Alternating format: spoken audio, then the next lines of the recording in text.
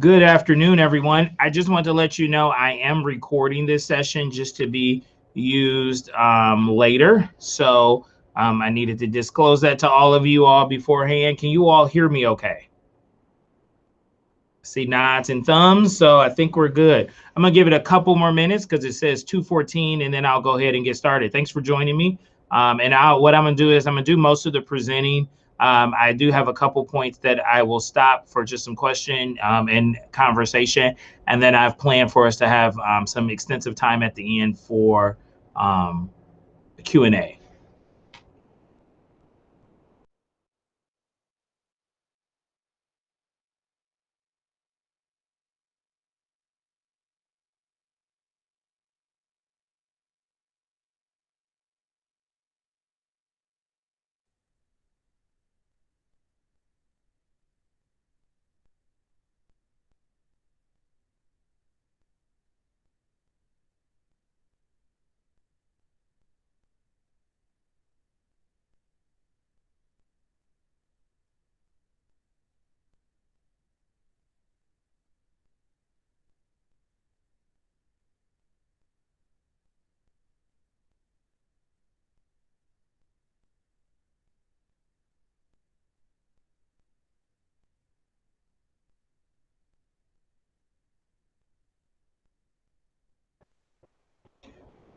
Okay, let's get started. Good afternoon again. Let me introduce myself. I am Brandon White. I am the Chief Academic Officer for South Bend Community School Corporation. And it's a pleasure for me to work with you all and also be with you today to go over literacy block expectations.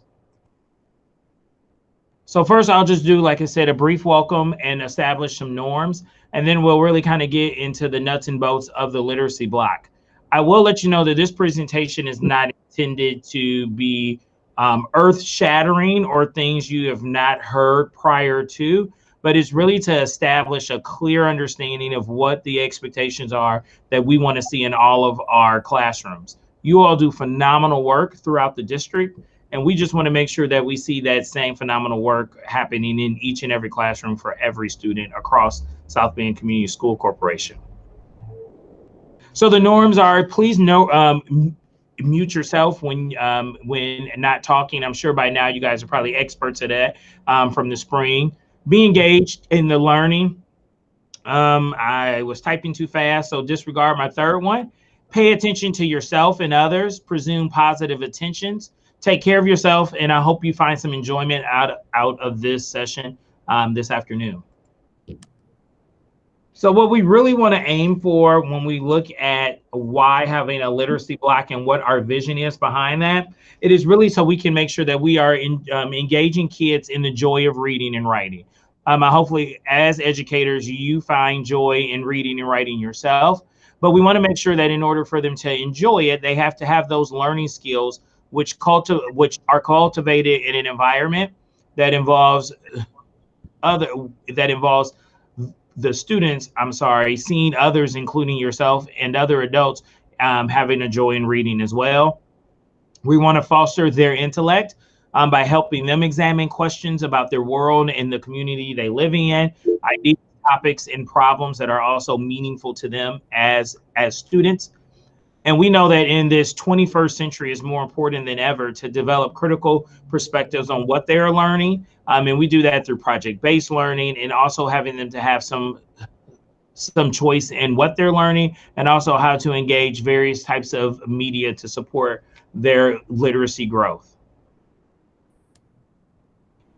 So what we want to do with in regards to working with our teachers is that we want to help you all build inclusive and diverse classroom libraries, figure out and learn how to navigate as best we can this current environment we live in, integrating reading instruction across the content areas, increasing instruction and the opportunities for writing. And I'll pause there for a second because I know we only have so many minutes in the day, but our hope is that as you start to implement the expectations around the literacy block, that when we talk about literacy instruction, we're not talking about what we used to believe as that 90-minute window of instruction, but more importantly, that we're looking at how does that instruction really blend and bleed over to all content areas and across the entire elementary day.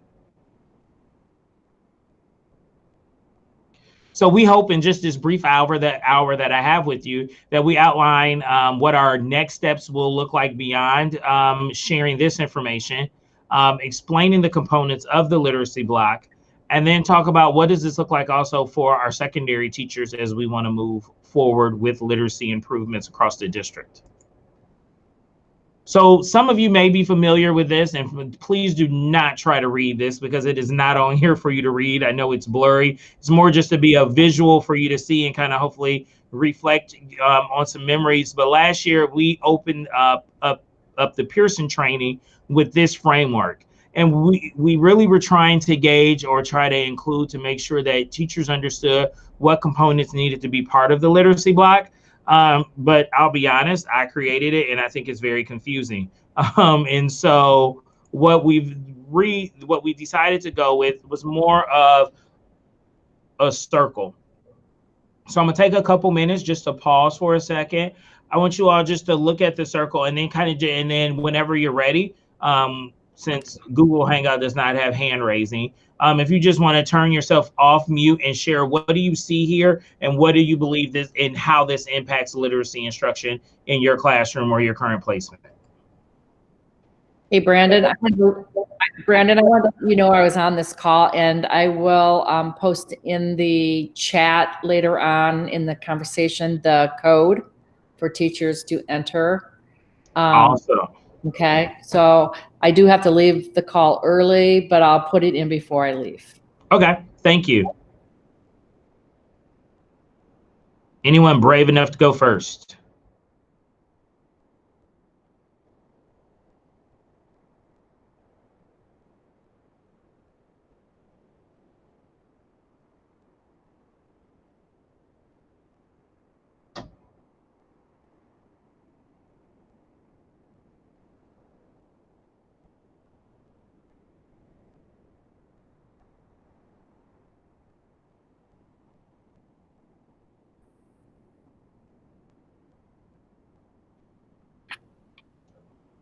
Okay. So go ahead. I was just going to say that reading, writing, and word study are all blended into my daily instruction. Thank you.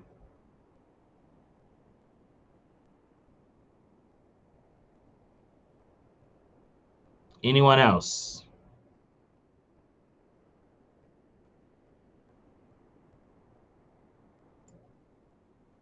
Well, thank you. And so one of the things I want to first show out is right now this says SBCSC K5, but eventually we want this to be a SBCSC pre-K through 12 grade model, where that what you see in the inner circle, reading, writing, and word study are at the core. And thank you for that comment. They also should be blended. They're not taught in isolation. If we're talking about a truly literate individual, then we know we use those skills from writing, reading, and our knowledge of words to really navigate the world through literacy.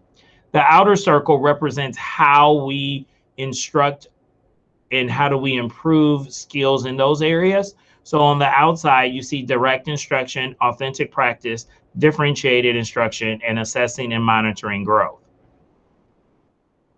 And so what our eventual goal is to house this on our district website, and where teachers will be able to click one area and it will take you to specific strategies, resources, and things like that for those for that given area or domain.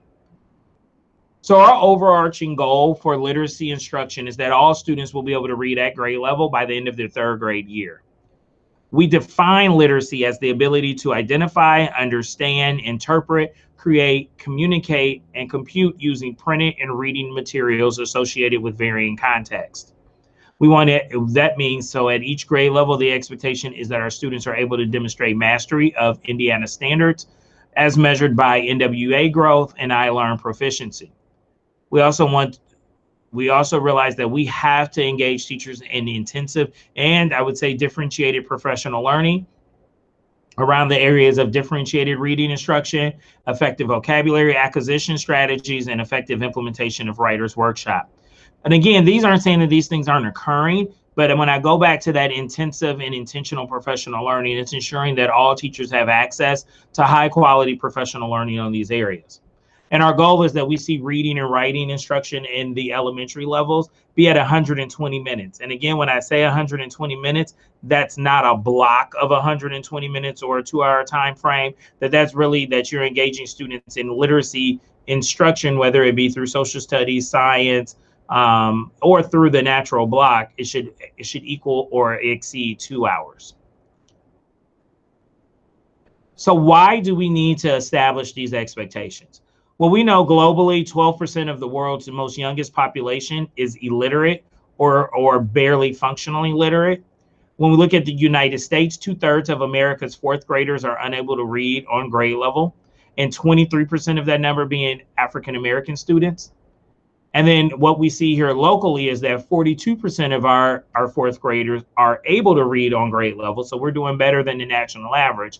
But we have 30% of our fourth grade African American students are only able to read at grade level when we look at fourth grade. So we know, and Dr. Cummings has been very clear in the board, that we have to improve literacy rates in our district and in our community. And so we know in order to do that, we have to ensure equitable access to instruction across the district, culturally relevant and engaging instruction that focuses on closing racial achievement gaps, and giving you all the support you need to be able to improve the ability to identify, plan, and deliver instruction that meets the needs of every student in your classroom. So I want to touch points just for a moment regarding culturally responsive literacy practices. As we see that, and we realize that we have an achievement gap in our district, we have to also realize that we have to focus on that we have to be providing text and opportunities for instruction that really benefits and captures the engagement opportunities for all our students. Culturally responsive instruction means that we are engaging students in literacy instruction, including access to engaging curriculum that provides the opportunity to provide voice to our students through effective reading and writing. Multicultural literature should be a mainstay in each of our classrooms. And this work actually began last year. I know most of you, if not all of you, received books to add to your classroom libraries that was culturally diverse and enhanced the opportunities for students to access books and titles that had characters that reflected them. We also have to work on parent and family engagement, including how do we engage our community? Because although we do an outstanding job in our schools, we have to understand that the learning has to exceed outside of our classrooms, not just remain in the classroom only. So when we look at each area and we talk about and kind of break down that wheel from earlier, direct instruction should include interactive read alouds, explicit instruction anchored in the Indiana Academic Priority Standards. The curriculum department has worked on revising and just updating the maps, and those will be hopefully in an easier place for you to locate. There will be right on the main website before school starts where it says curriculum, which will take you to a Canvas page that will house all the maps and additional resources that we want to have or that we'll provide from the district level. The authentic practice piece is another area, and I think where probably our heaviest lift will be besides writing. But that should encourage our students to engage in independent reading, students to have the opportunity to engage in multiple texts from a variety of sources, and engage in opportunities to practice learned skills through authentic activities. It should be challenging, but still accessible and, again, relevant to the culture and environments of our students.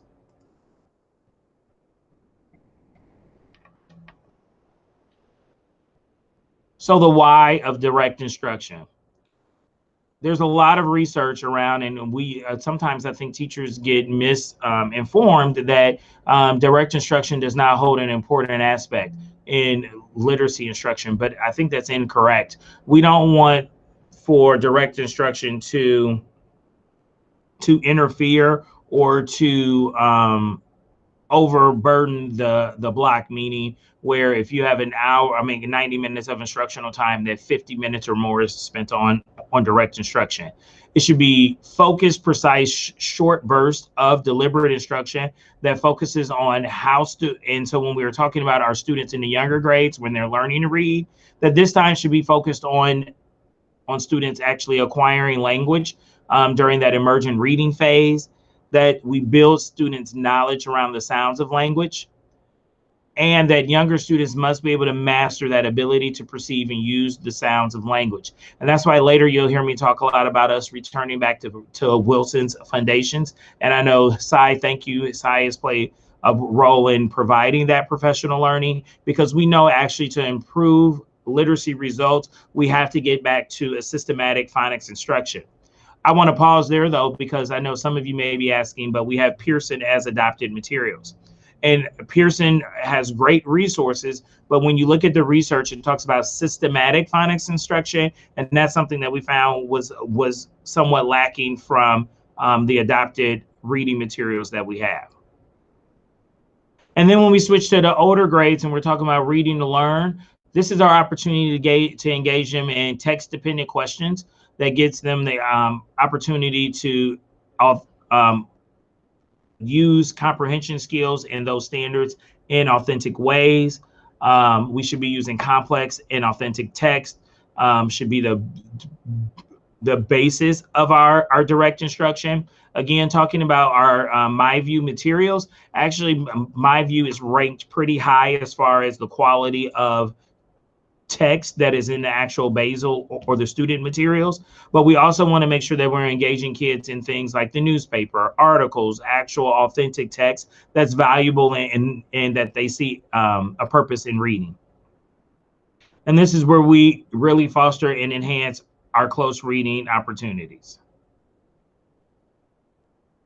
So just to touch base on read alouds once more. Read alouds is a strategy in which a teacher sets aside time to read orally to students on a consistent basis from text above their independent reading level. So this is where we're really modeling for students what an authentic literate reader does to be a good reader. And that text should be above what a student normally should be able to read independently.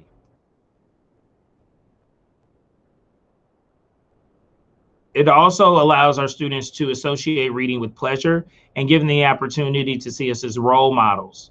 It also enhances and builds upon vocabulary and background knowledge. When we look at the independent reading along with reading aloud, we know that students who report reading for fun at least once a week have higher average reading proficiency scores than our students who never or hardly ever read for fun. So in summary, I apologize, students need to experience exemplary models during the direct instruction period. Students in K-5 need to consistently see the strategies and processes that they'll need to use to be a proficient reader.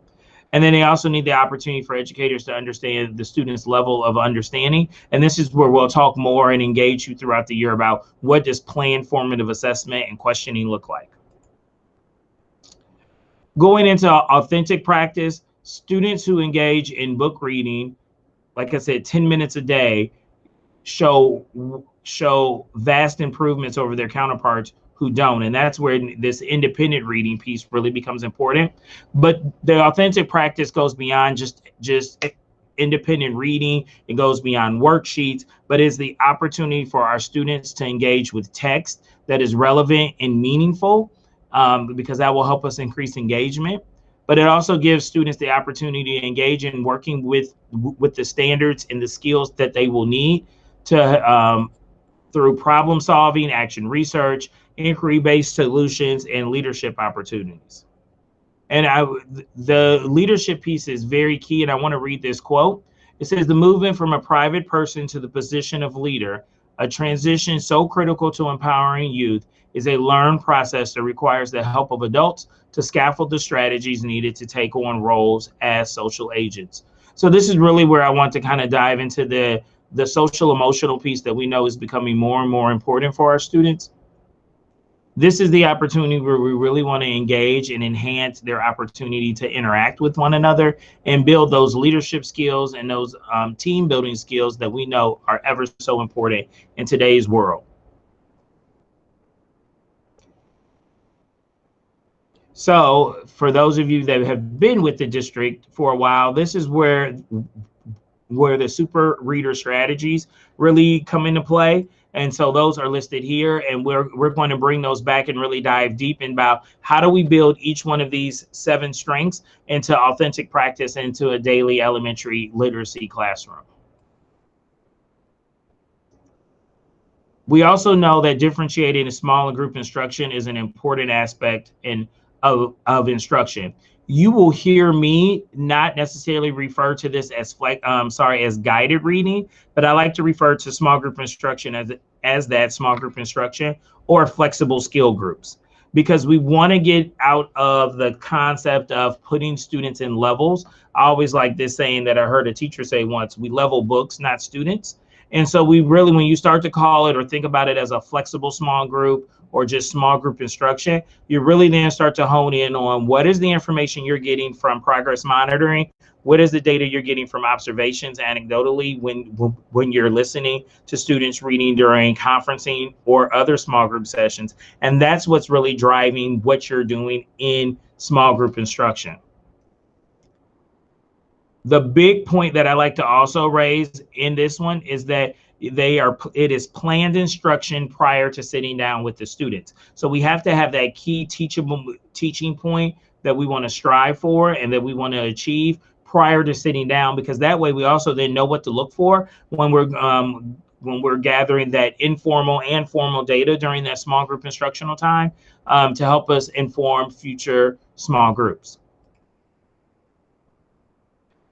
So I want to stop here and just show you that this wheel came from Every Child is a Super Reader. And this really starts with that we want to just build in the early grades and also all the way up through high school, that enjoyment and engagement. Then we want to build on how can we get them to be more focused readers who can read for longer periods and more in-depth and more complex text.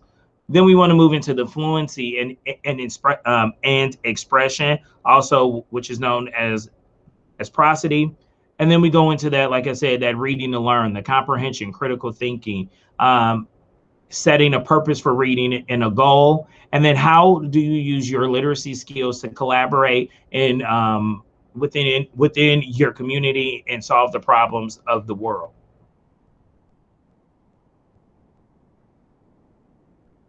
I'm going to skip over that one because I want to get to word study. So I touched on this early. Word study in the early grades should be 30 to 40 minutes daily, with word instruction moving into differentiated small groups. So that means you may have something that you present in direct instruction, and then in some way formally assess students during the direct instruction, and then move that into small group in differentiated instruction or authentic practice activities. And then it may even need to still occur, because as we know, we still have students who are not reading on grade level. So this type of work may need to occur one-on-one with our students in grades 2 through 5.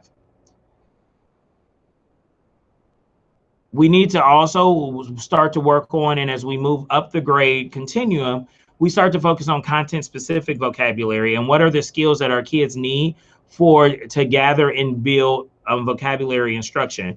There was an interesting study that I read a couple years ago that talked about how we see so many later grade elementary students struggle with reading, and it's not necessarily that they don't understand those foundational skills, but they've not had the explicit vocabulary instruction to build their vocabulary to actually read on grade level text. And now we get to my favorite portion of it, the writing.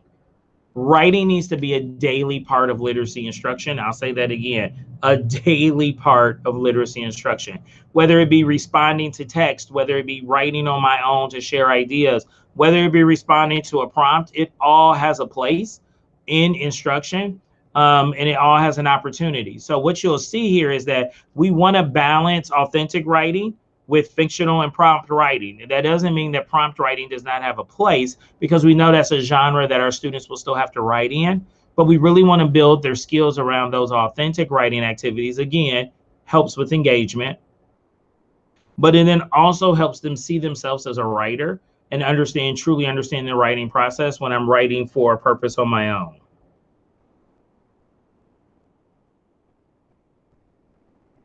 And why Writers Workshop?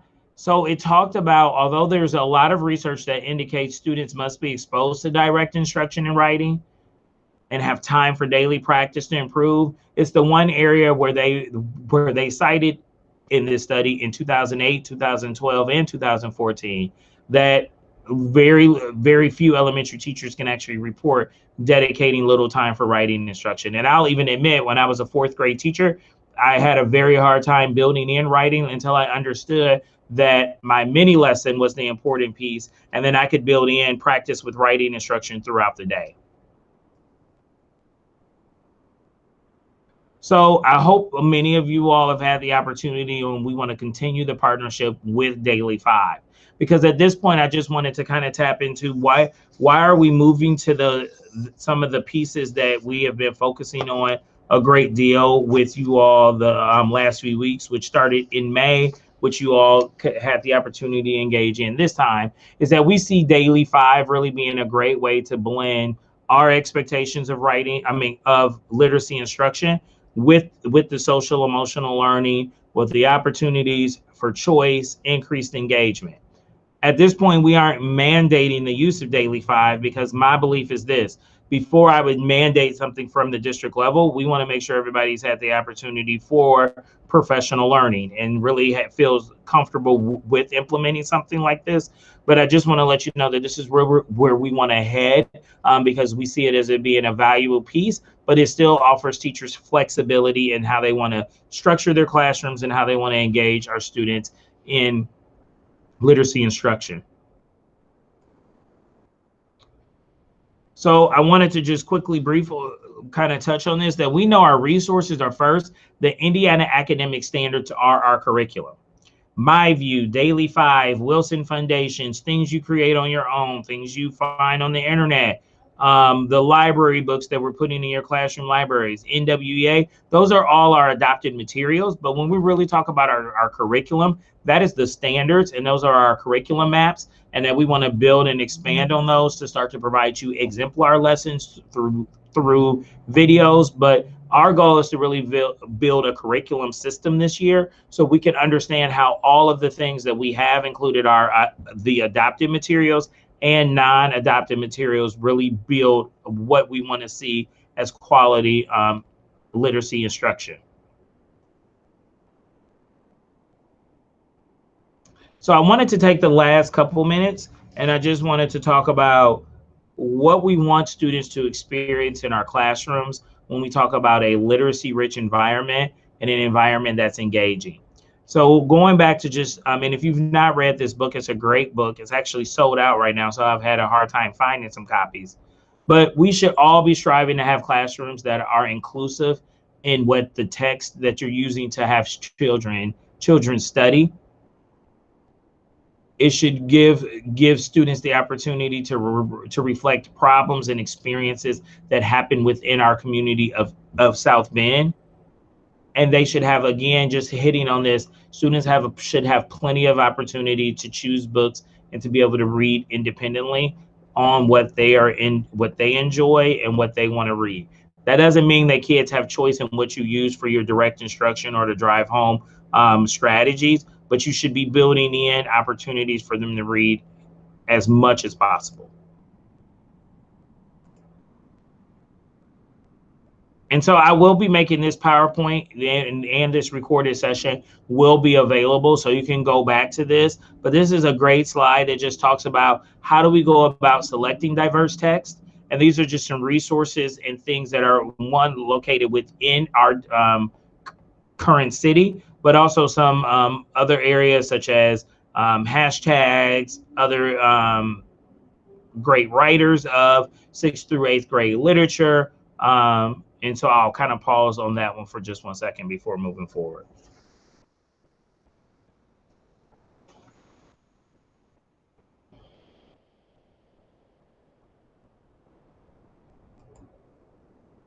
So what are the next steps?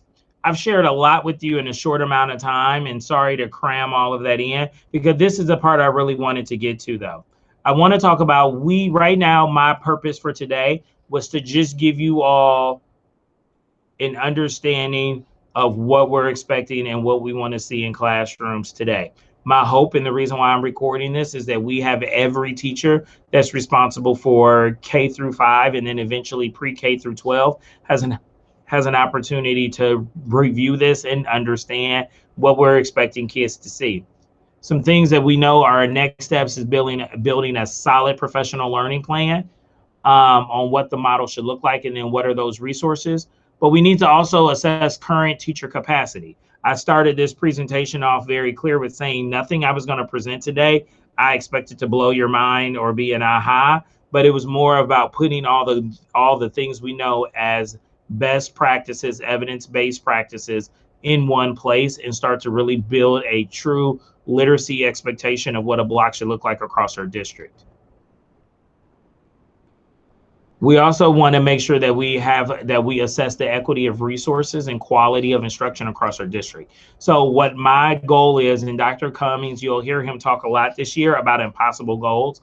My impossible goal is that when I walk away from this position, whenever that may be, that you all have access to the same resources, the same amount of text, and that students have the same level quality instruction, no matter what classroom or what school they're in across our district.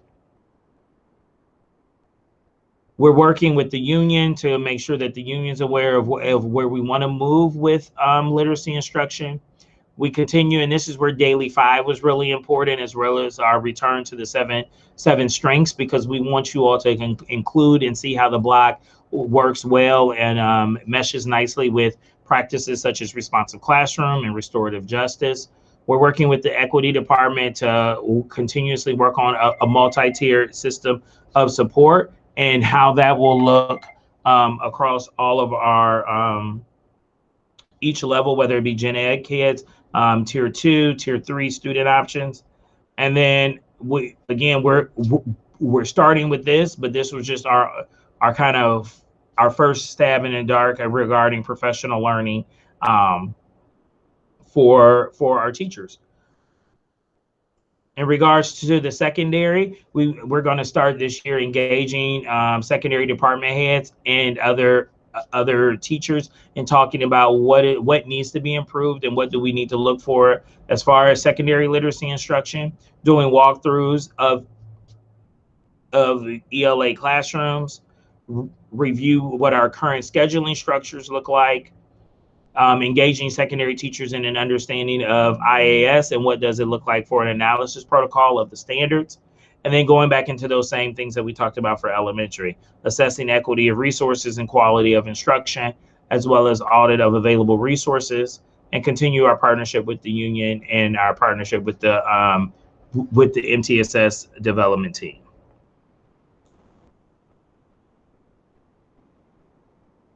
So